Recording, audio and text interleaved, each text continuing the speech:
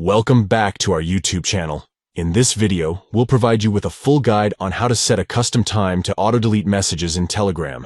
If you want to enhance your privacy and automatically delete your messages after a specific duration, this guide is for you. Let's get started.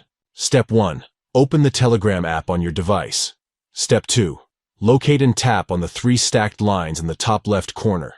This will open the menu options. Step 3. From the menu, select Settings and scroll down to find Settings and Privacy. Tap on it to access the settings related to your account's privacy. Step 4.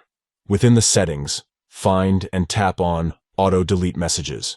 Here, you'll have different options for auto deletion durations. Step 5. Select Set Custom Time. Slide the slider until you find the suitable duration for auto deletion. This allows you to set a custom time that aligns with your preferences. Once you have chosen the desired duration, tap on Set Auto Delete to confirm your selection. By following these simple steps, you can easily set a custom time to auto-delete messages in Telegram, enhancing your privacy and ensuring that your messages are automatically deleted after a specific duration.